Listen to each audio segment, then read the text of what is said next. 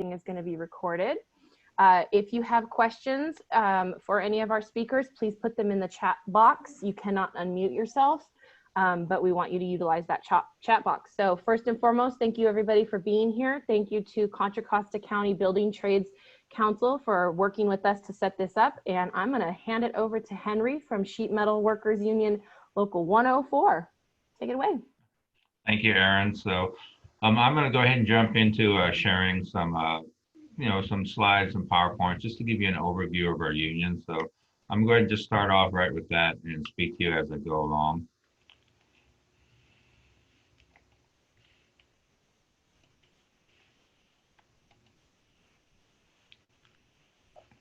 Okay, so my name is Henry Fulka, and I am an outreach and rotation coordinator, training coordinator for the Sheet Metal Workers Local 104 and Bay Area Industry Training Fund. I've been an active member of the union for actually over 41 years now. During that time, I actually worked out in the field, in the shop, and sometimes in the office. And then at the same time, I was also a training coordinator, training instructor, I should say, for 32 of those years. Part-time teaching at night, first for College of San Mateo and then Portugal College. And then about 10 years ago, I took a full-time position with the Bay Area Training Fund. And I'm now a coordinator, and I'm in charge of doing exactly what I'm doing right now, presenting information for people to understand or look at the opportunities possibly for apprenticeship program. One of the things about our trade that's pretty surprising is that, first of all, it's a little known trade. Everyone knows about electricians and plumbers and carpenters, but sheet metal work covers a wide range, very diversified amount of work that we do. Some pictures up there will kind of show you. We do architectural metal, copper roofs, outsides of buildings. Most of our work you don't ever notice because it's above the ceiling or it's on the roof. We deal with heating, ventilating, air conditioning systems. And I want to show you about a 5-minute video here, but it kind of gives a good overview of our trade. So I'm going to go ahead and play this for you here.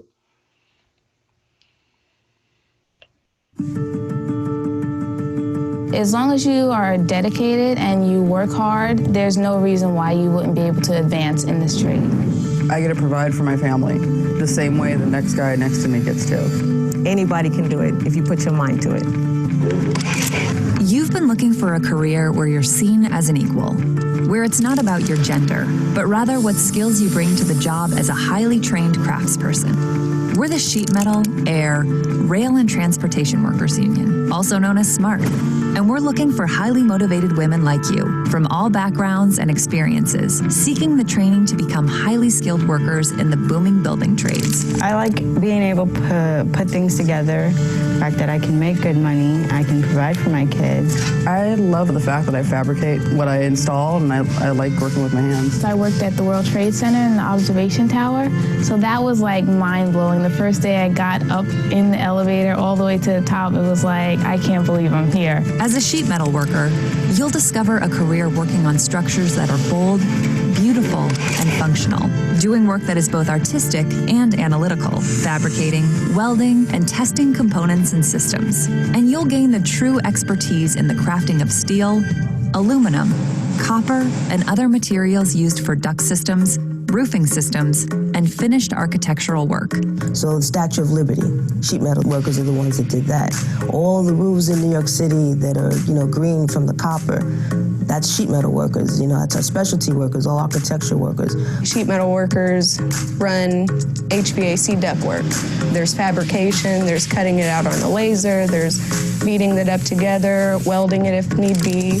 You'll commit to a 5-year world-class training program called an apprenticeship with the International Sheet Metal Workers Union. Here, you'll be taught everything you need to know through comprehensive classroom instruction, along with thousands of hours of on-the-job experience working under the guidance of highly skilled craftspeople. Apprenticeship is a lot like college. Without the bill. It's more hands-on. The apprenticeship is actually, you're being taught by those who actually worked in the field, who worked in this trade for years, who have the experience, the hands-on experience. It's just not textbook. Our training program is provided at no cost to you, and you'll get paid a living wage while you learn. In fact, you'll get paid more in each consecutive year of your training program. Upon completion of the program, you will be the equal of any first-year Journey person, able to take on demanding and exciting construction challenges. The apprenticeship program has changed my life. I just knew that they were going to pay me to teach me, and then I found out about the health and welfare you get. I found out about the associate's degree you get. They're going to teach you all the math you need to know. They're going to teach you all the drafting you need to know. They're going to teach you all the skills you need to know. No place else am I going to be able to make the amount of money that I'm making right now and not have to go pay a giant college debt. With hard-earned skills also comes the opportunity to be part of something bigger than yourself. As one of more than 200,000 members in SMART, you will contribute to building and maintaining some of the finest commercial buildings and facilities across the U.S. and Canada. We're building America, right? You know, you go back and you see changes, and you can say that, hey, I worked at that building, and I made this. And to go and show your family, it's like really rewarding. Our members are truly valued by all of the contractors in the unionized sheet metal industry as they earn top dollar on benefits. I get the same pay as a guide. Obviously, I get, extra money for being a foreman, but we get paid very well. With an organization of our size, supported by the sisters and brothers of the trade, we can proudly offer healthcare for you and your family, as well as numerous additional benefits and a solid retirement plan. So one of the biggest benefits for me is that I'm putting money toward retirement. After I finish my 30 years or become 62, I have money already in the bank that's going to last me. So, what are you waiting for? It's time to discover real career opportunities, commit to the highest level of training at no cost to you, and contribute to a team that will value you as a true equal.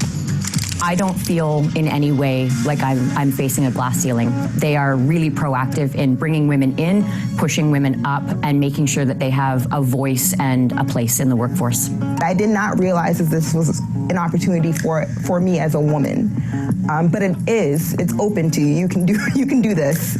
It has helped me find confidence in myself. It's helped me financially. It's helped me build a family. I'm proud that I can give my daughter what she wants. She may be a little spoiled, but I wasn't as a child, so I'm glad that I'm able to give her a life that I don't have. Start exploring an apprenticeship with SMART through our International Training Institute today at sheetmetal-iti.org. If you're looking for a challenging trade, a trade you can be proud of, a physical trade, come and be a sheet metal worker.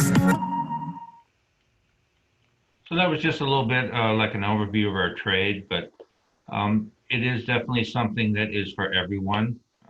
There's no experience required. Everything you need will be taught to you during classes and also over the 5-year period and even beyond. Just a little bit, about myself. When I was in high school, no one spoke to me. It wasn't brought up at the time about entering an apprenticeship program.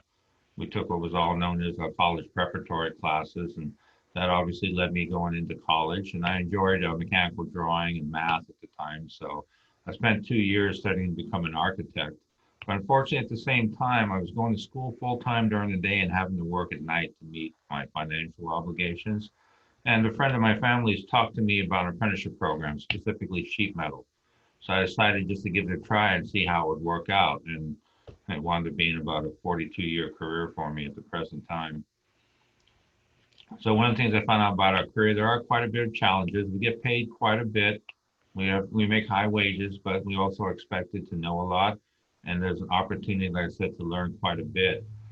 There's a lot of applied math, which will be taught to you for layout, what we call, and fabricating. We're one of the last trades that actually designs, builds, and installs, or actually designs and builds what we install. There's welding as part of the apprenticeship program. Computer-aided design. We're teaching Revit 3D modeling. Part of the apprenticeship program is initial beginning, say CAD or Revit 3D drawing. And then we offer additional classes if you want to keep going on with that. And you'll learn how to read plans, specifications, working on controls, how systems work, how their sensors and whatnot. And then also all the emerging technologies. Land-based positioning, well, we use that now computerized to lay out jobs rather than using a tape measure, let's say, to look at different points that need to be laid out. So obviously, like I said, the applied math skills and hand skills, everything is taught to you during the program and on-the-job training. So we utilize quite a bit of math. We use geometric construction for layout, whether it be on the job or in the shop.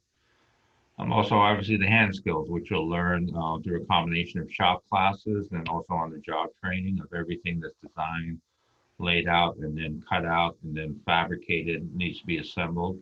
You'll be taught how to use the equipment that forms the metal. And also, obviously, the beginning part of it, how to use a tape measure and be able to measure what it is that you're going to design to be built. Emerging technology has had a great effect on all the trades, in fact, on everyone, I'm sure. But, you know, for us, it's actually quite a bit. And our curriculum has changed to incorporate more computer-based learning, virtual reality. We have that that's utilized, drones. We have quite a bit that's applied to our field there.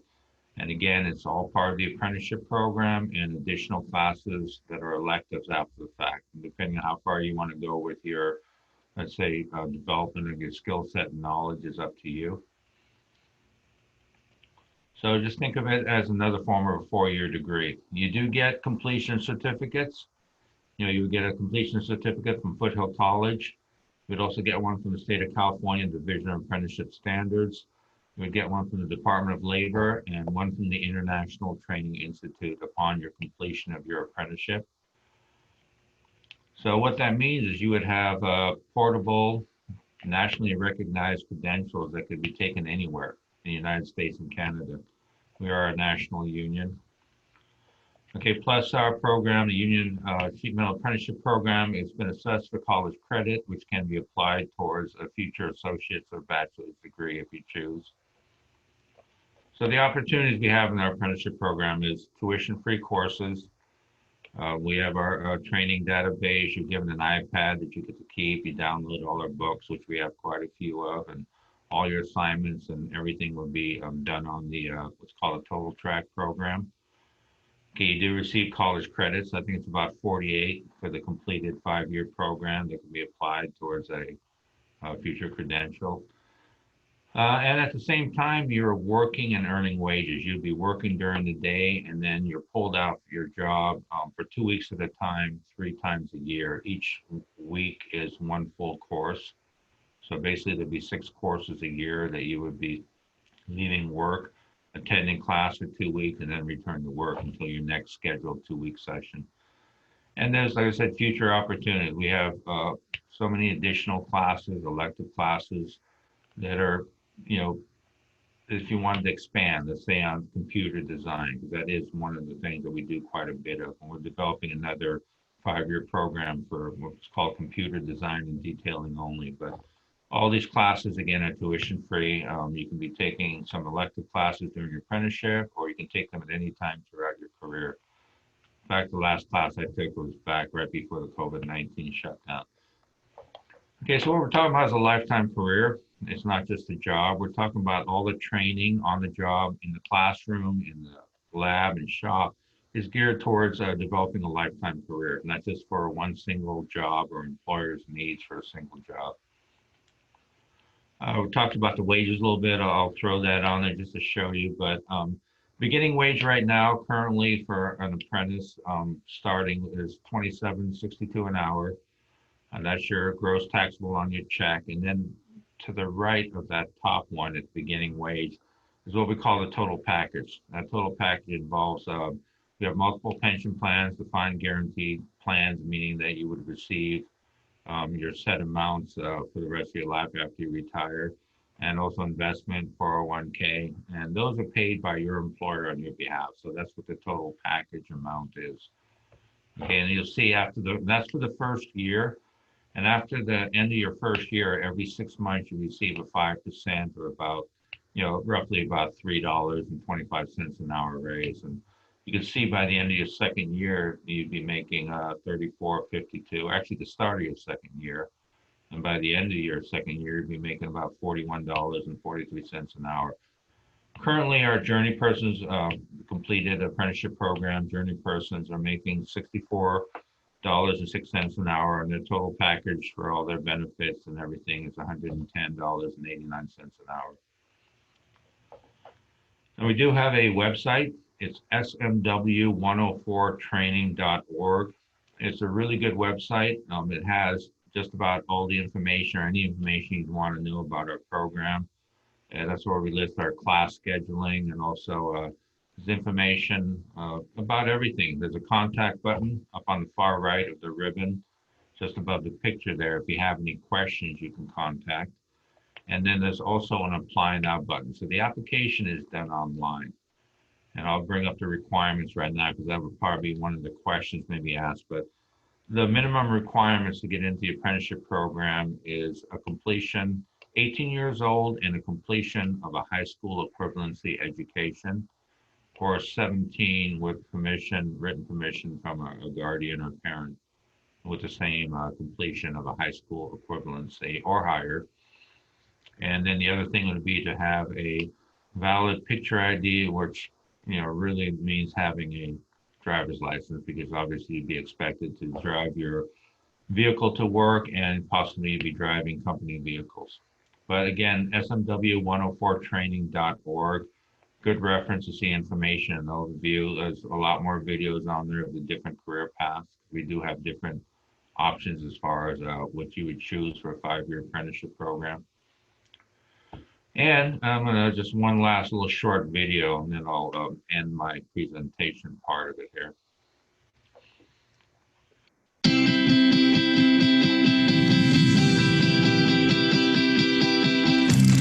Are you ready to perform valuable work?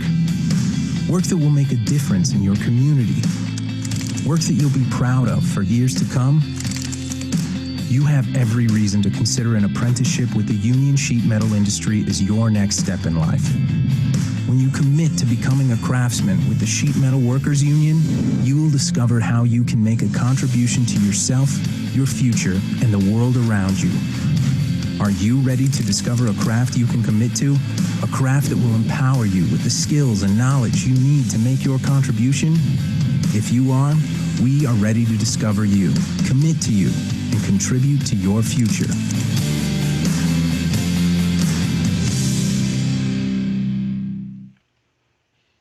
Okay, so that's pretty much, Aaron, what I have. I'm not sure where we're at time-wise, but we have a few minutes to definitely do some Q&A. I don't have anything in the chat box right now, but if you can quickly kind of go over like what the entrance test looks like, how do people sign up for it, what should they expect to see on it? Okay, so yeah, that's a good question. Actually, like I said, so the application is done online on that website I showed you. Just if you search SMW 104 training and you go over to the apply now button, it actually will bring you to a page with drop down arrows that give you an overview of everything. But initially, after your application, they ask you to submit documentation, which would be your proof of high school equivalency completion minimum. And then also to submit a picture ID or some recognized, which a driver's license probably would be the best. And from that point, they schedule you for an online math test. So they create a profile for you on our system, which is TotalTrack, and also you get registered and signed up with the state of California and Department of Labor. And from there, you will pick or choose a time to take the preliminary math test. It's a 35-question 8th grade pre-algebra test that you have to score a minimum of 80% on. I do believe it's 28 out of the 35 questions. And if you successfully complete that, then your next step is they would schedule for what they call aptitude testing, which is proctored and then graded by Foothill College. And that was something that would be done in person. Unfortunately, COVID-19 sheltering has stopped that. But from there, that would incorporate it. It tells you on the website, but conceptual reasoning, verbal reasoning, basically 4 different things would be tested on. And again, that would be combined with your initial online test for an aggregate score. And there's also opportunities to gain additional points by attending one-night classes. They're not required, they're optional, but by just attending these courses, which are basically information courses on the different career paths, you gain additional points for each class that you attend. Okay, so that is a step process. You apply, you submit your documentation, they assign you or you choose an online test. Like I said, they'll let you know, they'll create that profile for you, tell you how to log into our program.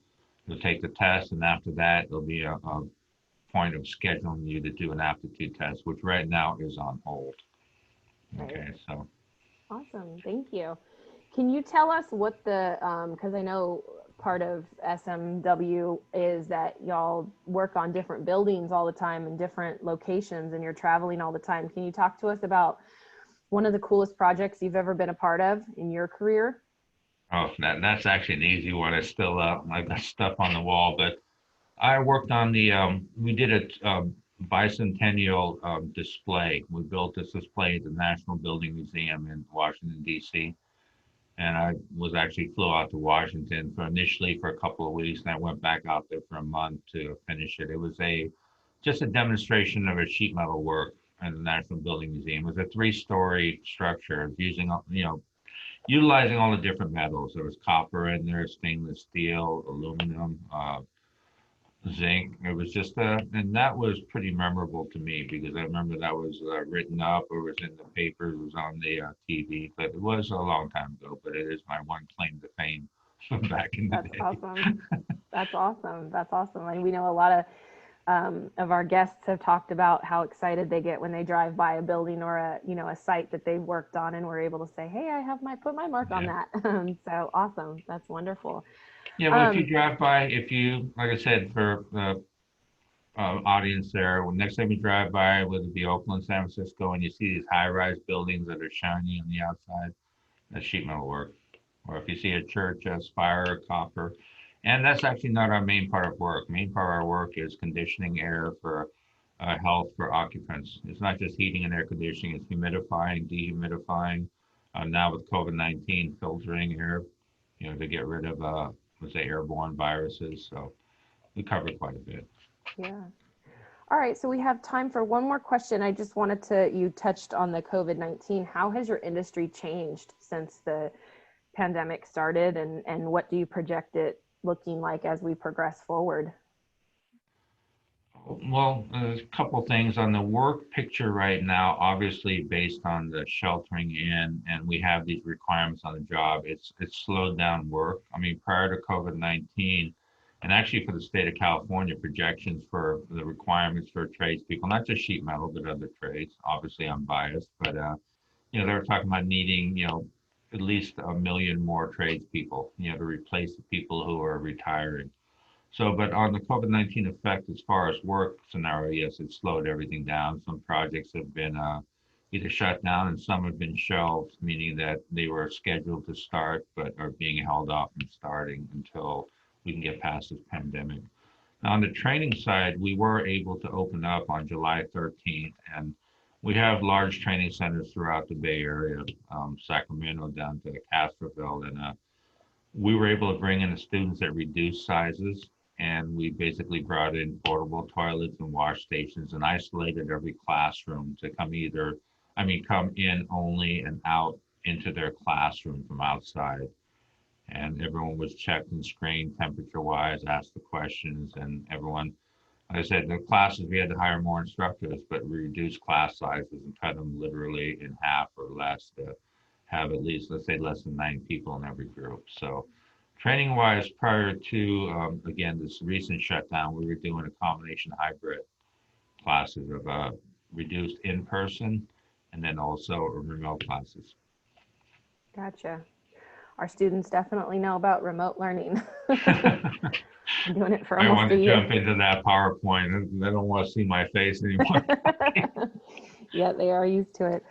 So really quickly, before I introduce our next guest, can you tell us what the best part about being in your field, your industry, your union is? Well, I can honestly say, I said when I was talking about earlier, I wanted to be an architect. I love to draw. And back in the day, I was drawing on a board, still with drafting equipment, where now it's done on computer.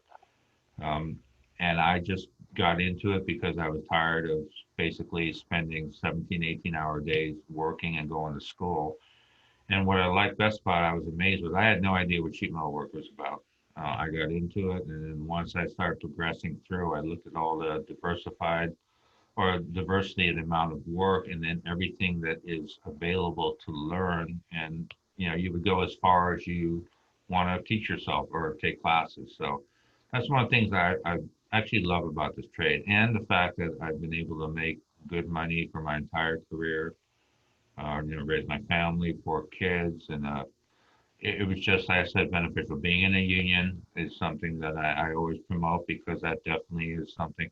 And here's the other thing for our training now that I work with the training program is that you can tell the difference. It's a union training program. There's no associated costs as far as tuition and whatnot. All the money is put into our programs, pays our instructors, provides tablets and materials, is all paid for through membership and by the employers and employ the union sheet metal workers. That's awesome. You guys, for some of you who heard me speak in our last session, there really is something to say about getting 4 to 5 years worth of education at zero cost. I was explaining to some students earlier that I got my master's last December, and I owe, a lot of money. So there's a lot to say about that. Yeah, I did go back. I mean, I didn't stop at 2 years. I did go back and I got my teaching credential, but I did that like 12 years down the road. And unfortunately, and this is, I've got a kudos I mentioned there and early to teachers in general. Why did I stay sheet metal work? Teaching part-time school is because I made more money doing sheet metal work. I'm sorry, Aaron, that wasn't meant to dig. I'm just saying that you guys should be paid a lot more than what you're actually paid. So our teachers that are on here right now can agree to that too. All of you educators are our backbone, so thank you. But so we have just a couple of minutes before I'm going to introduce our next guest. Teachers, if you want to unmute yourself and ask anything you can, or students, if you want to throw anything into the chat box, you can. Henry, you are more than welcome, obviously, to stay on for the next 45 minutes or so while the class, while we have our next presentation and our class session and stuff, to ask additional questions and answers at the end. But thank you so much for joining us today and talking to us about the sheet metal workers. I have personally been to your union hall, and it's a really cool place. And I hope that, and Mr. Joseph Alvarica, who is on here, he was the class that I took to meet you guys a year or so ago. So we hope to come back again. Yeah, well, definitely, you're more than welcome at any time once we get the chance to open up again. So yeah, I know. Just a quick question. I mean, I'll stay on if there's any questions someone wants to ask at the end. I'll mute myself. Okay. Yeah. In case there's any question. If not, like I said, I'll go ahead and shut down with you. But thank you for the opportunity to speak to your students, and thank you everyone for listening to me. Although I know we're all zoomed out at this point, but yeah. Just a little bit, but yeah, no, you're more than welcome to stay on with us, and we'll have some additional time at the end, but of course, if anything comes up, I can always shoot you an email and send it over to you. Thank you so much, Henry. You're welcome, Aaron. Thank you. So, ladies and gentlemen, thank you so much for listening to our first guest. Our next guest is from DC 16, and he's the painters and drywall and finishing. And Troy, you can throw in whatever I've missed in there. And I'm going to just hand it right on over to you. The floor is yours, sir. Hey, how you doing, everybody? So just want to give an introduction. Troy Notrangelo. I'm with the Painters and Allied Trades. We're called the IUPAT, International Union of Painters and Allied Trades. Been with the IUPAT for a little over 25 years. Worked for the same owner the whole time until this position came available. Now I'm the business rep for my local union. I represent probably about 400 members here in the Solano County area, Solano, Napa County. We represent more than just the painters. We do all of the finishing trades. So we like to say the rest of the trades that are presenting to you guys, build it, we make them look good. So we do the paint, we do the drywall finishing. We don't install any of the drywall. We leave that to the carpenters. We finish the drywall, texture it, whatever we need to do, get it ready for the paint. We do the painting, we do the floors, we install flooring in all the buildings, and the glass and architectural panels. So that's why we're called the finishing trade. So if you're into the finish work and the high end, the detail type stuff, then that's what we do. That was kind of like what I did in the trades for the most part. I was a high end, fix it all, the punch list type guy. I would say if you guys want to do a trade, any type of trade, the earlier you get started, the better off you will be. You get started early, you're going to get, you'll be into retirement earlier. You'll have many more opportunities also. Tons of opportunities come in through these, not just working in the trade in the field.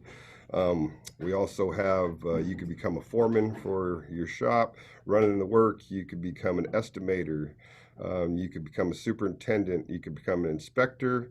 And we actually have some of our people that have come from the field that now own their own companies. And one of them is actually our biggest employer as far as on the painting side.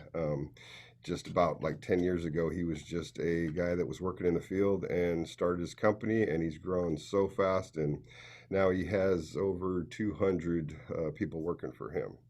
So there's a lot of opportunities out here. It's not just what you sign up for. There's also other stuff. You're not just stuck into one thing.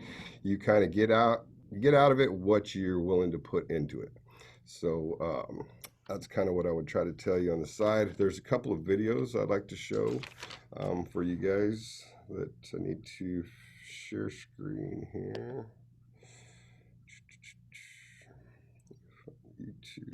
Make sure you click optimize audio. Tom Trowbridge taught me that one, and we'll be able to hear it better. Okay.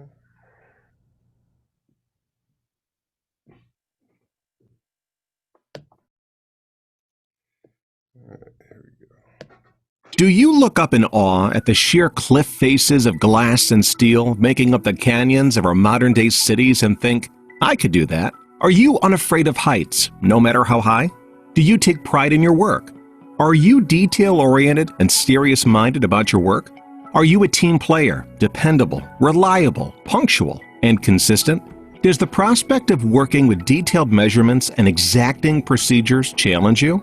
If it does, you might be the kind of person to consider an apprenticeship as a glazer in the IUPAT. So exactly what does a glazer do? An architectural glass and metal technician is called a glazer. A glazer is responsible for selecting, cutting, installing, replacing, and removing all types of glass, engineered materials used in creating the envelope of a building. The creative use of large windows, glass doors, skylights, and sunroom additions make buildings bright, airy, and inviting. Additionally, you could be glazing interior work, creating storefronts, installing decorative handrails, and even installing high-end shower doors. But it doesn't stop there. As a glazer, you would be responsible for work on the glass exteriors of large commercial buildings, replacing storefront windows for establishments such as supermarkets, auto dealerships, or banks. You'll be cutting, grinding, polishing, and using sealants, of course. The handling of sheets of glass in the warehouse and during transportation and installation using slings and power lift devices like scissor lifts and forklifts.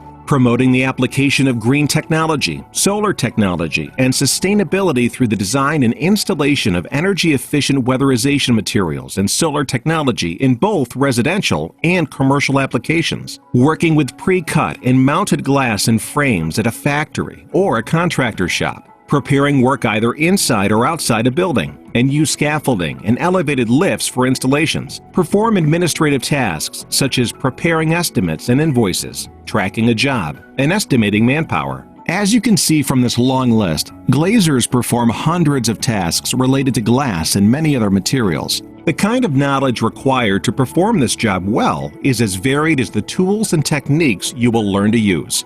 You'll need to know the federal, state, and provincial regulations that govern your trade, and undergoing training will keep you and others safe on the job. You'll need to learn project management if you hope to move up to foreman, superintendent, or project manager. You may be dealing with clients on the job, and it always helps to be good at it. Communication is key, and it will be both written and verbal. The more you know, the faster you can progress in your expertise. As we've just seen, glazers work in a variety of settings and with countless tools, techniques, and materials. Because of this, sometimes there are dangerous facets of the job that glazers must be aware of. Some of the concerns for glazers include working at height, including work on ladders and scaffolds, meaning potential fall injuries. Handling large, awkward, heavy sheets of glass and engineered metal could lead to back and arm injuries. Working in awkward positions and standing for long periods of time Again, back and arm injuries, slips, trips, and falls. Cuts and lacerations from sharp edges of glass. Eye injuries from dust and flying particles when cutting, grinding, and polishing of glass. Exposures to solvents and adhesives, sealants, and cleaning products. Working outdoors in hot or cold weather and working alone. Some specialized tools, materials, and techniques you'll need to master are architectural drawings, specifications, and contract documents that describe the work to be done, the methods of construction, and the standards of workmanship. This is critical. Accuracy in layout, which can be attained through the use of levels and transit-type instruments, skills in using the parts of a transit or level, setting up an instrument on any type of surface, and the basics of reading those instruments. You'll need to understand the effects of temperature and other outside elements, storage, and handling techniques. The installation of special types of glass like hurricane-resistant, bullet, or blast-resistant glass, and other security applications. A familiarity with architectural metals and other materials, such as aluminum used in fabrication. You aren't limited to glass. Knowledge of plastics, their types, purpose, and use in today's glazing applications is also key. You'll need to know how to safely connect and disconnect a photovoltaic system, the components, materials used in the installation, and how to make a complete photovoltaic system. Like many trades, you'll need to master the fundamentals of shielded metal arc welding, including safety considerations and precautions. You'll need to be aware of electrical hazards, as you will be working with power tools, higher voltages for lifts and equipment. Finally, all architectural glass and metal technicians need to use and handle swing stage equipment safely and use fall arresting equipment to prevent serious or fatal injuries. So, as you can see, there is a lot more to being an architectural glass and metal technician than just no fear of heights. The basic skills needed to be a good glazer are the same as those that make up a professional tradesperson. You'll need to be able to be effective at listening to others, not interrupting, and asking the right questions, thinking about the pros and cons of different ways to solve a problem. A basic knowledge of mathematical functions is crucial to the glazer, who will need to apply that knowledge and use mathematical skills and applications specific to the glazing trade. Of course, the bulk of your job is going to be the handling of tools and materials, and to be an excellent glazer, you will have to master them. Let's look at the physical abilities you'll need to make a good glazer. If you have issues with your hand strength or working with hand tools, this may not be the job for you. You must have balance, endurance, and be in good physical condition. You must have no chest complaints. This is physically demanding work. This cannot be stressed enough. If there ever was a trade that required the hands of a surgeon, it's a glazier. You will need to measure accurately and make precise visual judgments. The ability to solve arithmetic problems quickly and accurately is necessary to be precise and accurate in the use of your tools and materials at every step of the way. You'll learn a number of tools and use a number of techniques in this trade, many of which are quite physical and almost all require a great attention to detail. If you don't have these physical abilities, then you might want to consider a less demanding trade. You might ask yourself, what does personality have to do with being a glazer? Like all the trades, you are part of a team, so teamwork is essential. Interpret written and verbal instructions well, and recognize the importance of cooperation and interaction with related occupations on a job site. Dealing with different customers in a professional and courteous manner. You'll need to exhibit suitable appearance and personal hygiene. Using computers is a fact of life in any job these days. The trades are no exception. You must be willing to learn new technology and techniques. It takes more than just a keen eye and steady hand. It takes maturity and professionalism too. It all boils down to being able to work well with others, communicate clearly, and be dependable. You might ask yourself, what kind of education do I need to be a glazer? Your credentials will be nationally recognized in the industry and can open the door for you to get a job with a good company anywhere in the country. And the IUPAT can also assist you in furthering your education. Now, as you continue in your career after completing your apprenticeship and becoming a journey worker, you'll want to pursue additional training and certifications, and this will require more classroom time and on-the-job training. Employment in the glazing trade is less seasonal than in most of the construction occupations. Many buildings are moving to new energy-efficient glass technologies, and there will be an opportunity in this renovation business for years to come. Employment growth is expected as commercial construction increasingly uses glass exteriors for buildings. So, just to recap, a glazer is exposed to the elements, dangers from falls, cuts from broken glass, and a full day of exacting physical labor. If you aren't motivated, disciplined, and dedicated to improving skills and knowledge of the glazing trade, this trade is not for you. If you aren't 100% confident in your mental and physical ability to work in such a fast-paced, detail-oriented, and ever-changing environment, or your ability to be aware of the hazards associated with glasswork, then you might want to reconsider your interest in being a glazer. It's not for everyone. Are you right for this trade? Is this trade right for you? This is an important question, and one you should consider carefully. Explore your bold future today by considering a career in the IUPAT. Thursday I got training till like 2 p.m. All right, so on that video you guys saw there's a lot of, they showed all the hazards that come with this trade. So just so you know, when you walk into an office building, a school, or government facility, do you ever wonder how it got there? Do you look for the imperfections in the walls you pass in a renovated... Stop. Probably an hour, 2 hours. Yeah. Are you going to do the internet? All right. So basically the first thing we're going to teach you guys when you come into our apprenticeship school, our apprenticeship school is going to teach you everything you need to know for this trade. But the first thing we're teaching across the board is safety. Main thing we want to do is get you home safe to your families every single day. That's the first thing. So that's one of the biggest differences between just going out and being in the trades non-union and becoming a union member and getting in the trades where you're actually protected. We actually train you to be safe as possible. Non-union pretty much is just get it done however it needs to be get done. Doesn't matter your safety.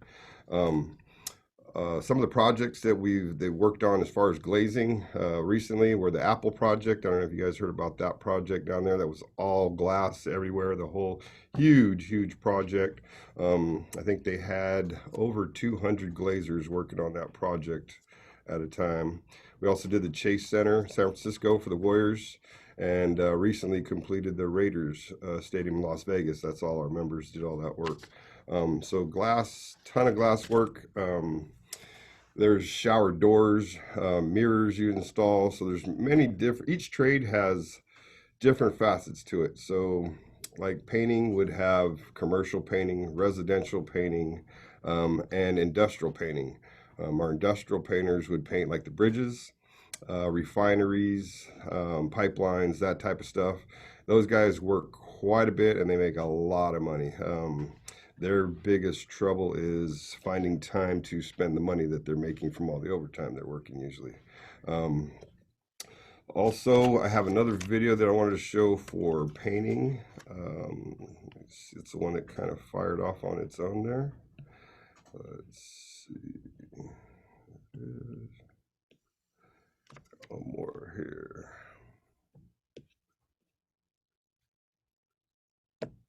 When you walk into an office building, a school, or government facility, do you ever wonder how it got there?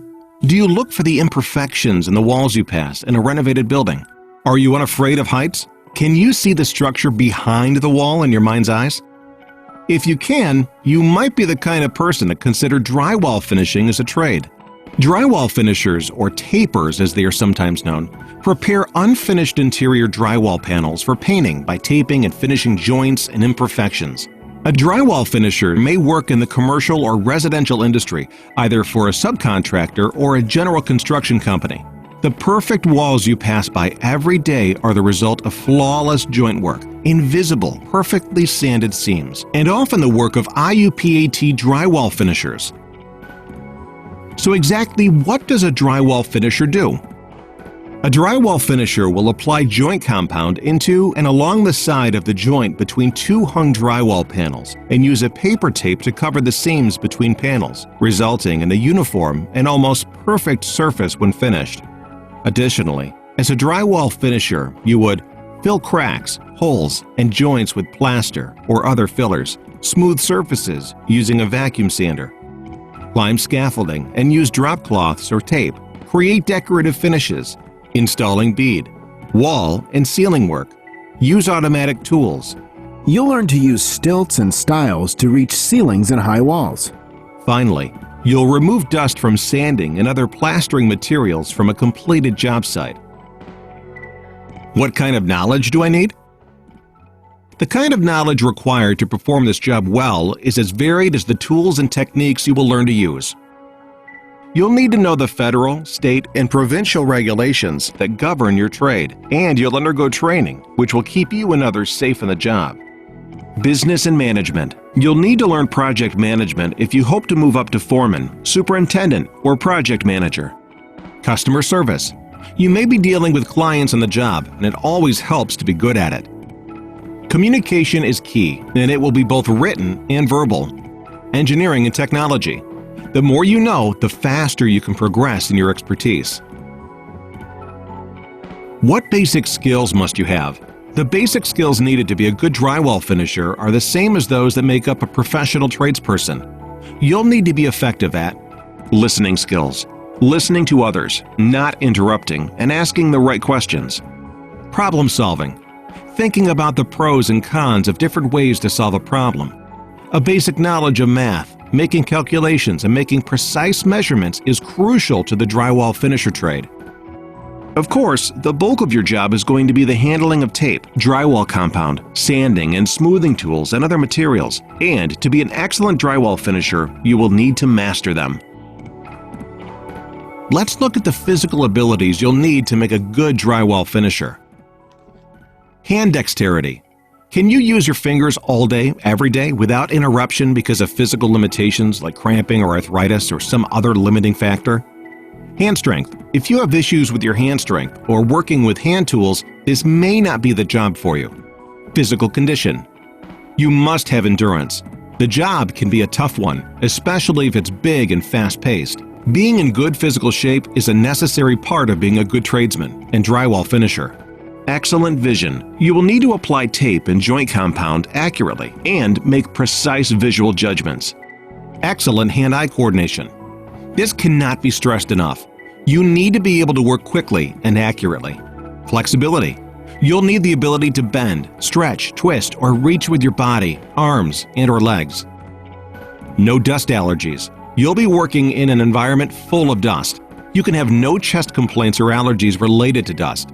If you have any respiratory issues at all, this work will be an irritant. So as you can see, there's a lot more to being a drywall finisher than just taping and sanding joints. You'll learn to use a number of tools and use a number of techniques, many of which are quite physical and require attention to detail.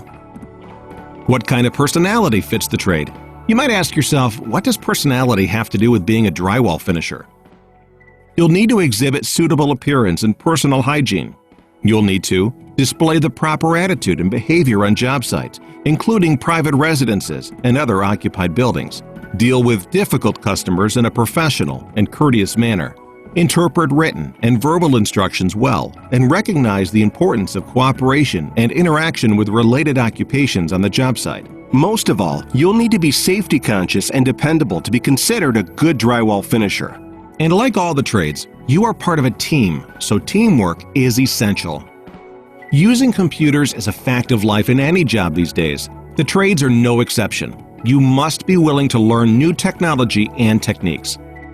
It all boils down to being able to work well with others, communicate clearly, and be dependable. It takes more than just a keen eye and steady hand. It takes maturity and professionalism too. What education is needed?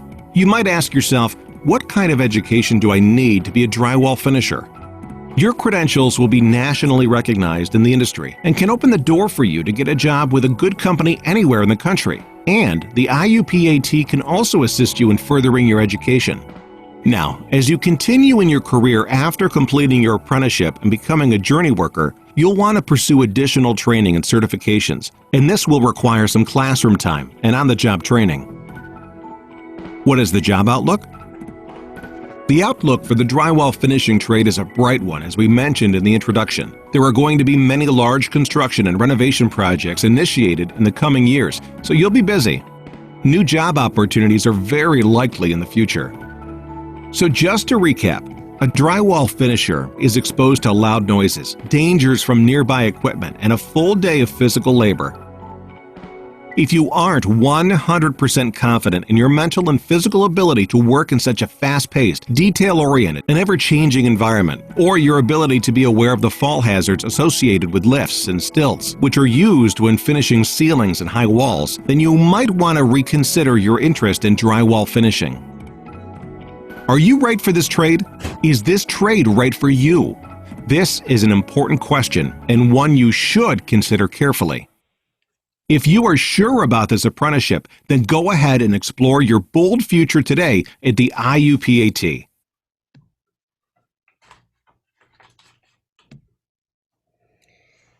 All right. So let's see. All right. So when you're doing drywall finishing, you're going to get into all like different types of texture, faux finishes, Venetian plaster even. So there's a bunch of different types of finishes that they have. In our trades, there's a lot of what they call side work. You're doing work for friends and stuff on the side. A lot of these trades, you're not doing any of that type of stuff.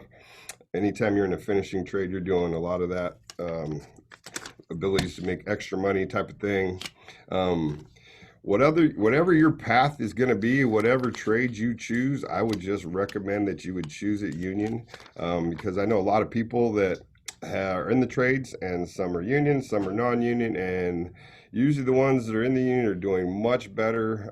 You have a retirement, you have an annuity, there's an out, there's an ending, and there's a lot more opportunities that are allowed to you.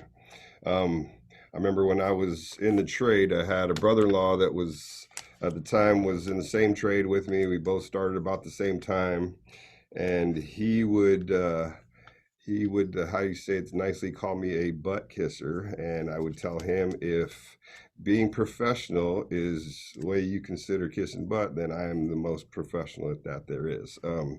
Just being professional, whatever you do, address people properly.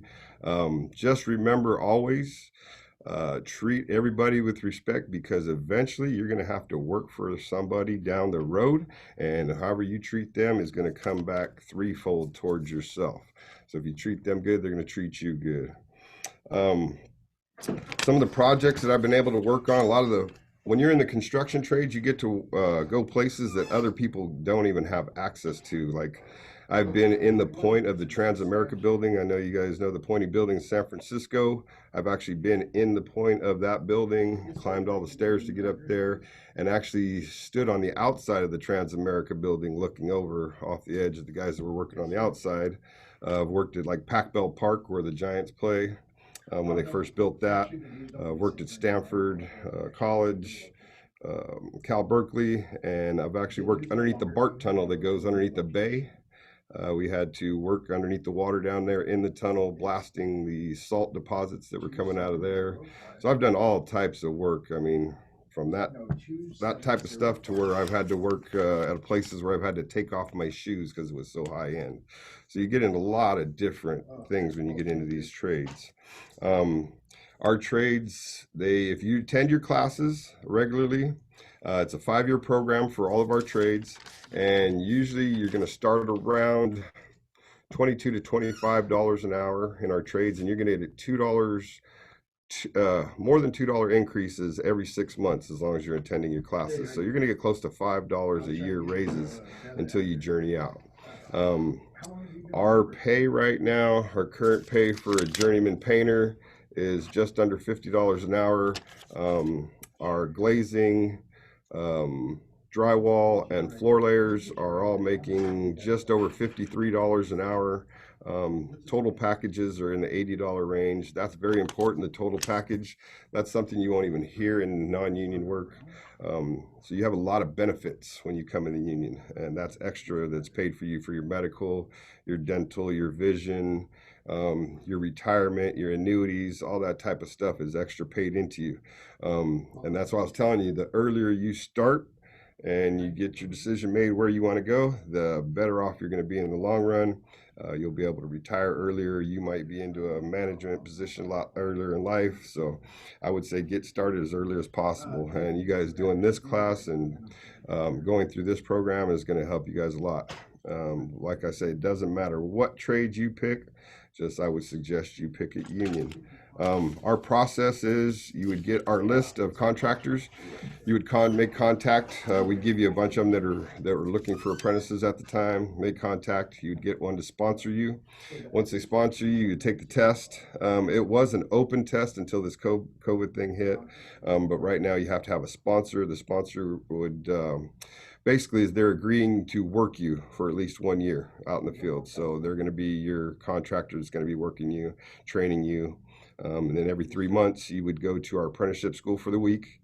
You would collect unemployment for that week. And then once you're done, you'd go back to your job.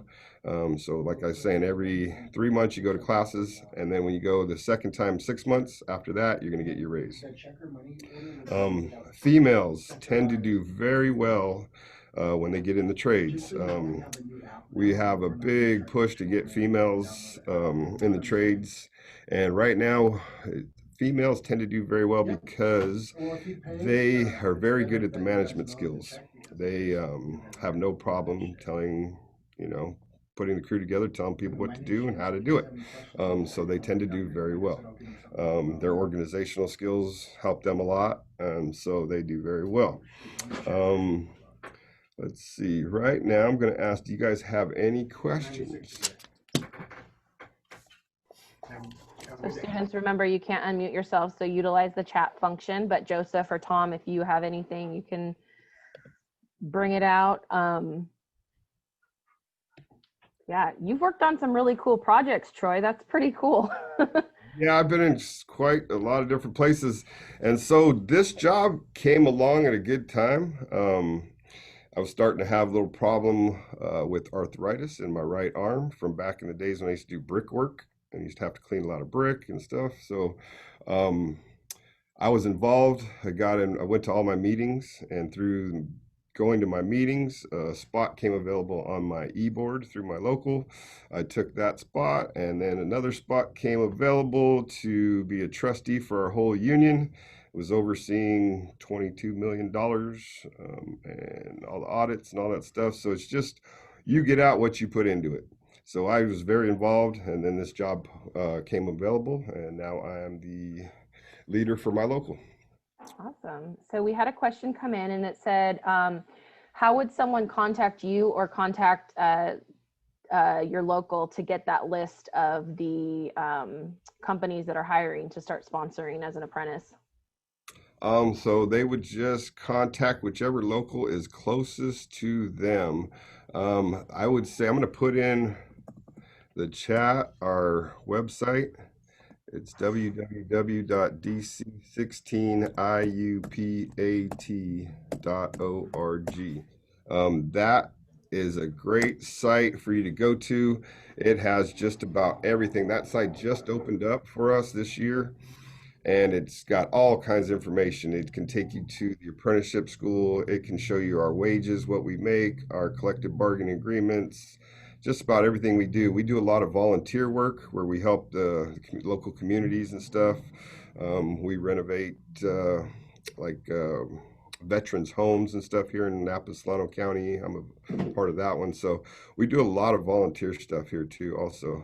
That's awesome. That's super awesome.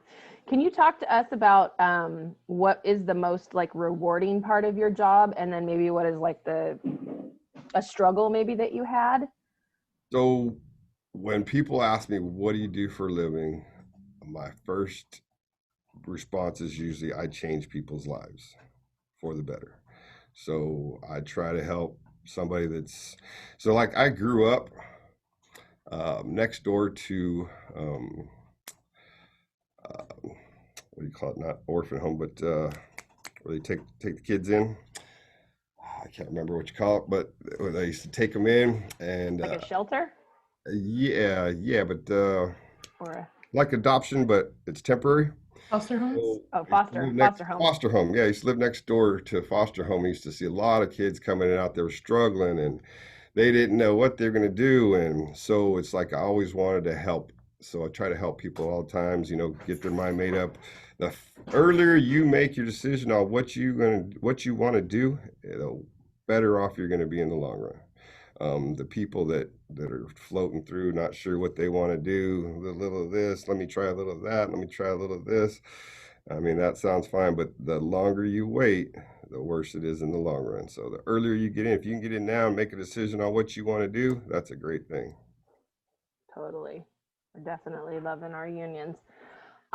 So a lot of our students who have been participating in these speaker series are part of the building trades. They're all either building trades or engineering. So they've all got some interest in some kind of something that has to do with building, creating, developing.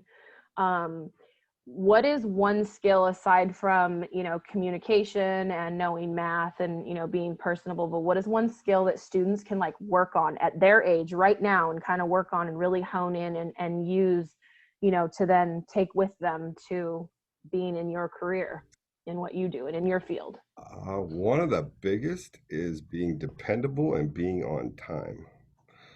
That is huge. So if you're dependable, you're on time. Like I see a lot of people.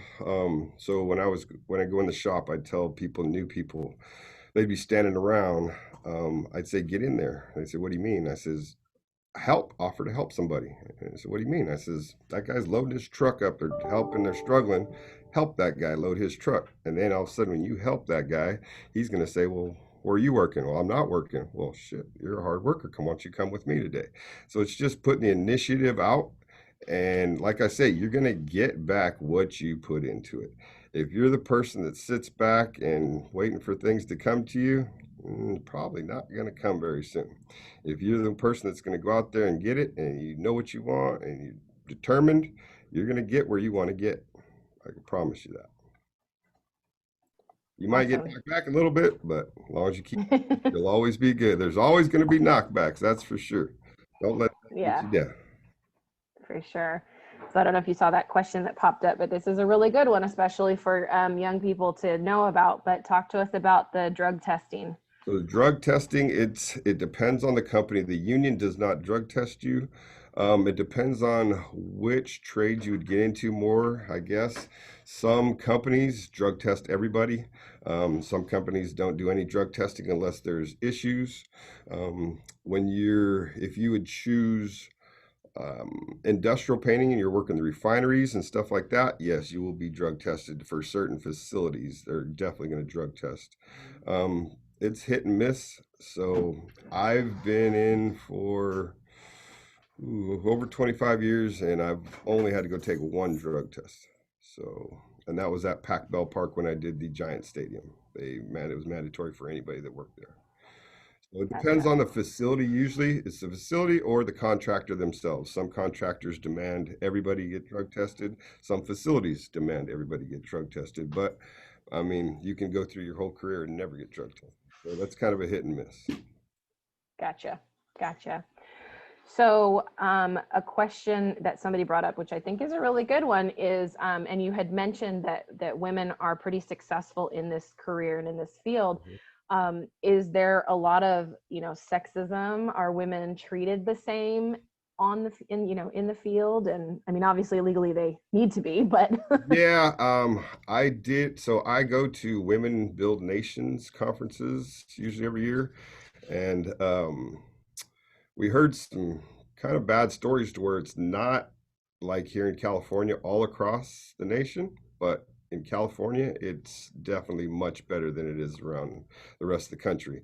A lot more respect for women here. Of course, you know, California does things way different than anywhere else, but we heard some bad stories to where they're not treated as well, but we're working on that. Awesome. Awesome. Well, we have women who are girls, young women who are on the call that participate in women in STEM conferences and such like that. So we're really trying to get the word out, you know, to everybody, but especially to the females, you know, as you mentioned, their attention to detail, and they don't mind, you know, I mean, I boss you guys around all day long, so I'm just kidding. I love that there's an opportunity across the board for, you know, both male and female, and we're trying to bring that into the high school level so that our students know. We have just a couple of minutes left, so if anybody wants to throw anything else in the chat box, or Troy, if you have anything else to, as far as the women thing, there's many opportunities for women right now, and our push is to get as many women in as possible. I was questioned, I think it was my second Women Build Nations conference, as to, because it's mostly women there. There is a lot of men there, but it's majority women, and I was questioned by somebody as what I was doing there, and kind of like offensive type.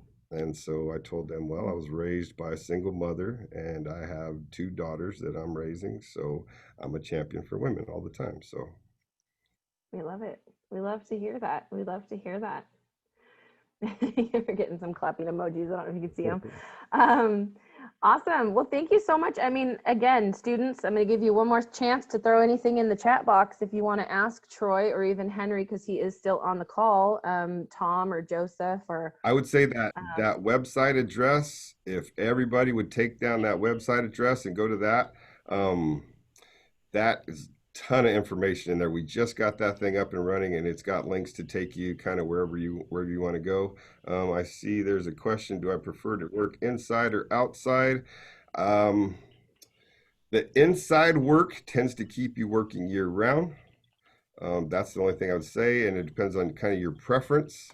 There's a lot, I mean, there's big differences working outside and inside. The inside work tends to be a little more on the high end finish, the perfectionist type of stuff. And I was my own worst critic, so that's why I did very well in the perfectionist area. That's awesome, man. Can you wear your own earbuds to listen to music? Actually, for both of you, why don't both of you answer that? How is that? Are you allowed to wear earbuds and listen to music while you're on the job site, or is that a safety issue? It's not recommended. I guess it would depend on where you're at. So that's another thing. It depends on what type of job you're at. Wouldn't you say, Henry, if you're like on a job by yourself, working in a house somewhere on your own, it's a little bit different than if you're on a big construction site and with 100 other guys and a lot of safety concerns and all that stuff. It's kind of dangerous to have earbuds in. I mean, if you're working around a lot of other people with a lot of equipment and heavy equipment moving and stuff, you should be able to hear backup warning signals from the equipment, or hear someone else warning you of some imminent danger. So, you know, maybe on your own somewhere, depending on what type of work you're doing. But generally, on a job site, you wouldn't be, you know, impeding your ability to hear any kind of safety warning of some type. Yeah. Let's see, for both of you. Yeah, both of you answer that one. Yeah, the cell phone question, that is frowned upon on the job site. They want you to keep that in your car, preferably, if you need to. I mean, if you got an emergency situation, you've got somebody at home that's sick or something, you could talk to your foreman or whatever. I'm sure they would work with you if they would allow, but that's another thing. Just like the earbuds, it's kind of like you're on the job, you're here on our time, we're paying you big money, so not time for communicating on text and stuff. Both of you, really quickly before we have to pop off on here, remind us how the union works. Anything over 8, anything over 40 is OT each week. Time and a half. What holidays? What is that? Tell me about that. The OT pay. It varies, but I mean, literally, what Troy pointed out. I mean, when you work for a union, you're protected as a worker. And one of the reasons union formed were to protect people from having to work long hours without any compensation or to not give you a choice. But I mean, literally, like I said, we have different, but yes, anything over 40, anything over 8 for us, and it could be time and a half, could be double time, depending on the time you're working. But yeah, and then if you work on a Saturday or a Sunday or a holiday, it's definitely double time or time and a half. But yeah, that is something that I think for all unions, it's a given. We don't even question that. As far as the cell phone, I just saw a question came up. Has anybody ever been fired for being on their cell phone too much? Yes, and a matter of fact, our apprenticeship school will not even allow a cell phone in the school. You cannot have it out or you will be thrown out of the school. You go out to your car at break time or whatever, you check your messages, whatever you have to do, get back into class. Just so you guys know, when you guys come into this is no joke. This is very serious to us. Our contractors, they make a lot of money, but they can lose a lot of money if your people aren't doing what they're supposed to do. So this stuff is very serious, and the safety end is super serious to us. That is the most important. Is you ask any trade there is, safety is our number one thing, getting our people home. So it's like the earbuds thing, that's safety, that's dangerous. The phone thing, that's dangerous. Anything that's distracting you is dangerous. So we frown upon that stuff. Travel a lot, yes. We used to before this COVID thing hit. We used to travel quite a bit. We have conferences we have to go to, trust funds. What about you, Henry? Other places you gotta? Yeah, I mean, you obviously, I say you could be an apprentice of a region. Like I said, we have schools, Castroville, Sacramento, San Leandro, Livermore, and Fairfield up here. But, we do offer, like I said, travel pay if you're traveling outside the area. But yeah, I've traveled quite a bit. You could be working for a shop located in San Francisco and then be working on a job site for that company in San Jose. But yeah, there is traveling. You're not always going to work, just because you're employed by a company that's located in the East Bay doesn't mean you're going to be working in the East Bay all the time. I just wanted to point out, Troy brought a good point up, the cell phone thing, not just the safety, and obviously I said you've seen by what we talked about wages wise, we do make a lot of money, so we're expected to perform. That's one of the things about being a union worker. We're highly skilled and we're responsible. And that's what our reputation is based on, getting work done. In the classroom, they don't allow cell phones either. But it kind of opens up what Troy brought up, which was a good thing. You speak to your foreman, you speak to your instructor. If you have an emergency situation that you're expecting a phone call or something like that, it's all about communication. So that's one of the things also that really is something that needs to be addressed. We do that. We have that as part of our introductories, communication skills. Talk to people, properly. Don't send a text and say you're not feeling well to a foreman. Call them and explain why, or if you're going to be late. So it definitely, like I said, cell phones are great. We're all addicted to them to some point or another. But realistically, when you're working, you should be concentrating or focused, especially in a trade as dangerous as Troy's and even ours. You need to be focused on what you're doing at hand, and looking at text messages or checking your Twitter or whatever is the flavor of the day. I don't know. That's definitely probably wouldn't be an option. Awesome. As far as the traveling part, it depends on where you live, I guess. If you live in an area that's got a lot of work, you're probably going to travel less. If you're living down in San Jose, Santa Clara type of area, that seems to be where at least 50% of the work in the Bay Area is right now. You're going to be not traveling much. If you live up like above Sacramento, way up north, you're probably going to be traveling a little bit more. So it depends on where you live, kind of. Contra Costa has a lot of work. Contra Costa's got to be the strongest union hold around in the areas. Awesome. Well, we have 1 minute left, so I just want to wrap it up and thank you guys so much, both Henry and Troy, for speaking to our students today. What you guys offer and talk to our students about is totally, it's just amazing and we need it. Do you work 5 or 7 days a week? A student asks 7 real quick. days a week. And if you work on the weekends, you're getting paid overtime. Yeah. And you also have an option. Yeah, good choice. There you go. There you go. Well, thank you so very much, you guys. I really appreciate it. Thank you for joining us today. If students have any additional questions, shoot those over to your teachers. They'll send them to me and I'll get them to the respected person who they belong to. And yeah, thank you guys. I appreciate it. And look on our Twitter and our Instagram, so I'm posting pictures. Good luck, you guys.